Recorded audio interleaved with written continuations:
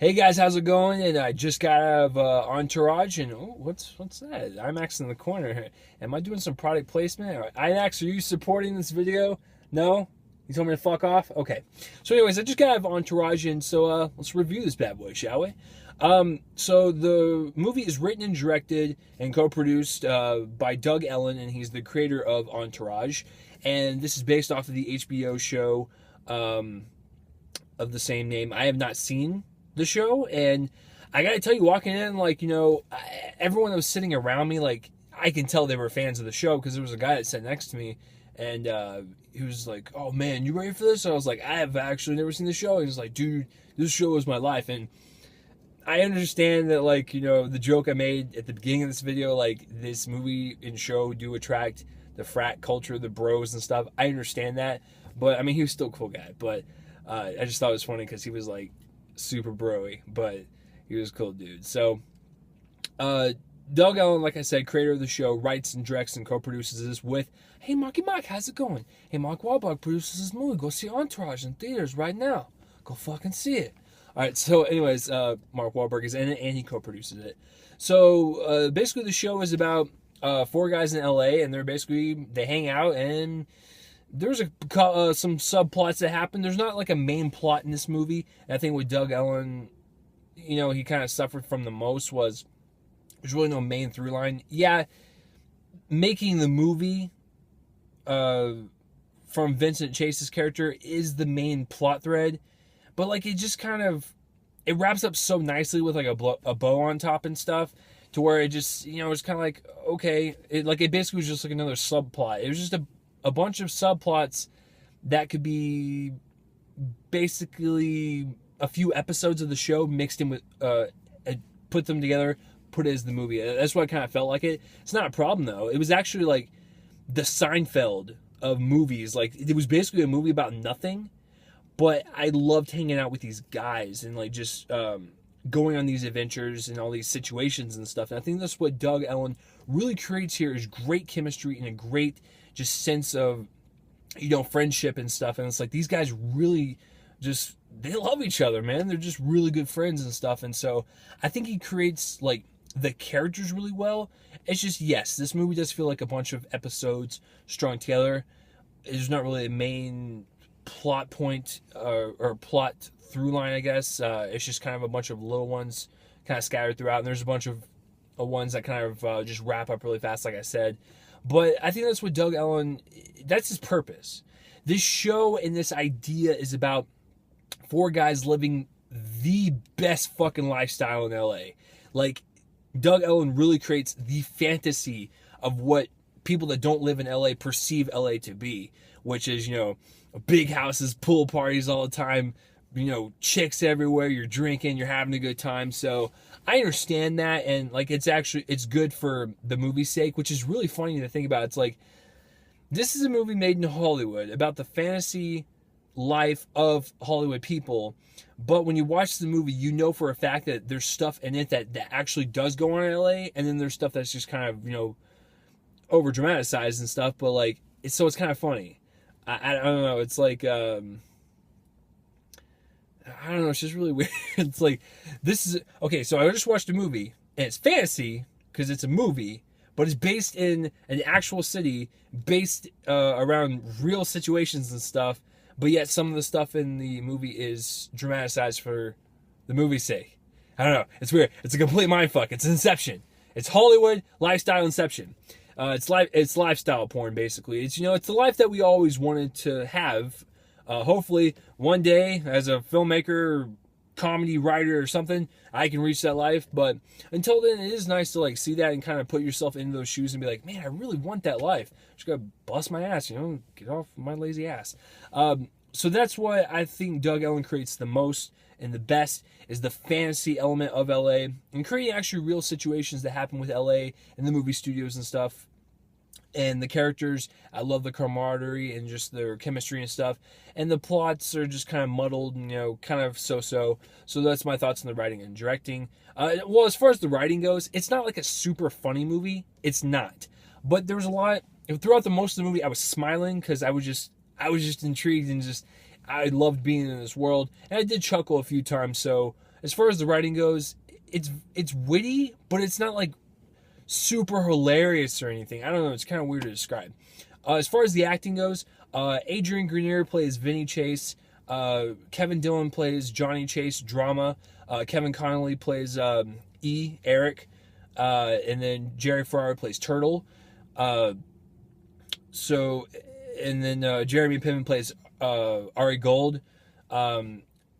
See, I'm trying to do this all in one take, so it's kind of hard for me because I don't watch the show that often, or I've never watched it, so I'm not affiliated with these people yet. So, as far as what I can gather from a person that had just watched the movie for the first time without seeing the show, Ari Gold is a producer in this movie. He is a studio head, but in the show, he was an agent for Vinny Chase, played by Adrian Grenier, who is an actor.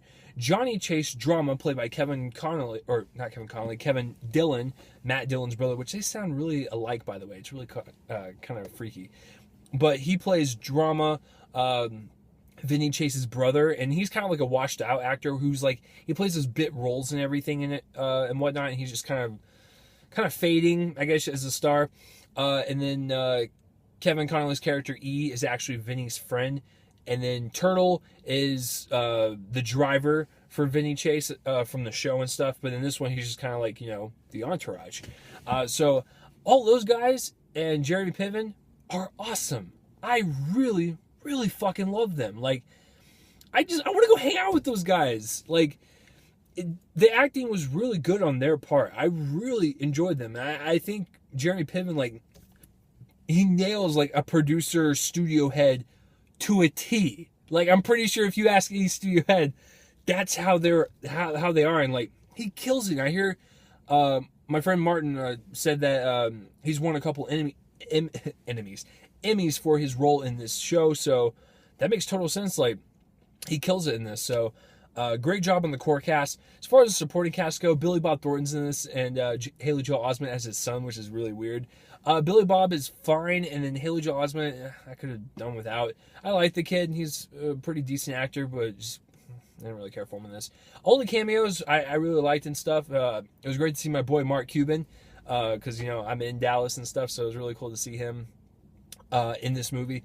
All the cameos, some of them were kind of like throwaways for sure. Like, you just saw it and you're just like, throwaway. But then some of them actually had really funny lines. So yeah, the cameos were fine. Like, I didn't mind them at all. But it was the core cast I really liked. I really love the chemistry. I love their brotherhood. It was just a really good group. I want to watch the show now because of them. And I hear the show, all the plots in those are just like rich LA white people problems, like, we gotta make a movie, we gotta make it to the premiere and stuff. Like, it's just very problems that we can't really relate to. So that's what I hear the show is about. But I kind of want to follow these guys on their journeys and their adventures and stuff. So I'm gonna definitely watch the show because of the core cast. I love them that much. So cinematography, it's actually shot really well. It's like I said, Doug Ellin really creates this like fantasy driven LA of what we perceive LA to be when actors and directors and filmmakers and stuff are not working. And so it looks good. Like, I've actually liked every single movie that's actually shot in LA. I've never had a problem with any movie shot in LA because it, at nighttime, daytime, whatever, it just looks cool. It just looks like a place you would want to go to, hang out for a week or whatever, and just chill, man. Go meet some people. It's just a very chill, beautiful looking place, and I just like the way it was shot. It just really highlights that lifestyle, and just like I said, I hope as a filmmaker and stuff, I get to reach that point someday in my life. As far as the editing goes, it's about an hour and a half, and yeah, it kind of drags a little bit. Like, it does feel weighted down by a ton. It actually felt like it was 2 hours long. I didn't mind it, but I can see how it can get on some people's nerves, especially people like me that have not seen the show. You might just be like, oh shit, like, I don't understand what's going on. Like, everything's just happening at once. So the rhythm and the pace is kind of weighed down a little bit, but I still liked it because I was still engaged on what the characters were doing and stuff. And like I said, as far as the ending goes, everything just kind of wraps up really finely with a bow on top, and it's just kind of like, oh, it's done? Okay, bye. So other than that, like, those are all my problems and likes with the movie. I'm gonna give this. I'm not gonna rate it rotten because that's the question everyone has. Is like, are you gonna rate it rotten or are you gonna rate it fresh? I'm gonna go fresh, but not by much. I'm gonna go 6 out of 10. I think if you're a fan of the show, you'll really like the movie. If you are not a fan of the show, that's tough because it's not like a really laugh out funny movie. It's a movie that's like, it'll make you smile, make you chuckle, but it's not like a rip roaring good time, I guess. I'm just speaking for people that have never seen the show. I don't know, you probably might not like it, but you might. I don't know. You might like these guys. You might like get into this lifestyle and this world. So I don't know. I don't know. What's your humor like? What do you find funny? And I realize I look really creepy in this shot. Someone do a screen cap on this and do a meme. I dare you. But yeah, so if you're a fan of the show, I think you'll really like it. If you're not a fan of the show, good luck. I mean, you can take the leap if you want. I'm just telling you, for me personally, I really enjoyed it.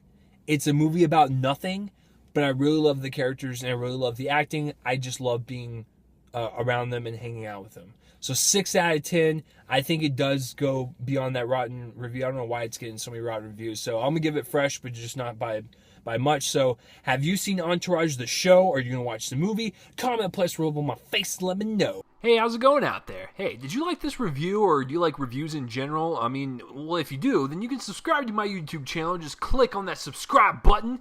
And, if you want to give this video a thumbs up, share it around with your friends, and basically plague the internet with my awfulness, then go for it. Also, I have a podcast on here, Real Me and Cole in the Movie Podcast. It happens every single Sunday. I upload every new episode to this channel. I have short films. I have a bunch of shit.